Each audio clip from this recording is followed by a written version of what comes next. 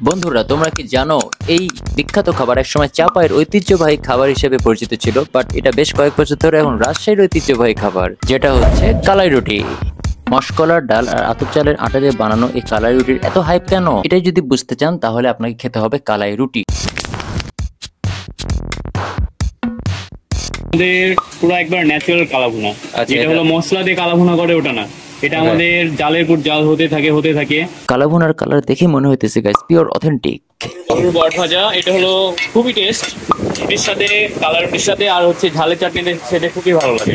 এটাই সেই ঝালের চাটনি, এটাতে হলো কাঁচামরিচ, ধনের পাতা, রসুন দিয়ে মিক্সচার, এটা খুবই টেস্ট। শুকনা মরিচের চাটনি আমাদের স্পেশালিটি কাঁচামরিচের চাটনি, যেটা খেলে পেঁয়াজ কুচি। একটু ফাস্ট করো তো, যেভাবে করো তাই লাগছিল। হ্যাঁ, খাওয়ার টেস্ট তো দূরের কথা গাইস, যখন এই বানানো শুরু করলো এতই ফাস্ট মনে হচ্ছে যে ভিডিওর স্পিড আমি বাড়িয়ে দিয়েছি, বাট না।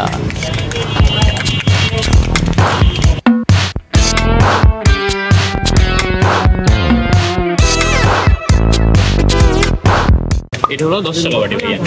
আচ্ছা, এটা হচ্ছে হাঁসের মাংস লেগ পিস। এখানে অনেক রকমের মাংস রয়েছে, সাথে রয়েছে অনেক রকমের ভর্তা। আর কালাবোনার দেখুন, কালাবোনার কালারটা দেখুন গাইস, কালাবোনার কালারই বলে দিচ্ছে যে এই কালাবোনা কতটা টেস্টি হতে পারে।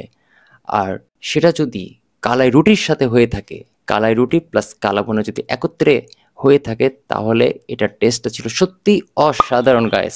এটা হচ্ছে হাঁসের লেগ পিস। হাঁস আমি যদিও পছন্দ করি না, বাট এখানকার হাঁস আমি যখন টেস্ট করলাম, ইট ওয়াজ রিয়েলি অসাম। কালাই রুটির সাথেও এটা ভালো লাগছিল, বেস্ট। আর পারলে গরুর যে বট ভাজাটা আছে সেটা ট্রাই করবেন। হঠাৎ দেখা হয়ে গেল আমার প্রিয় দুই ব্যক্তি, বড় ভাই এবং ভাবি কালাই রুটি খেতে আসছে।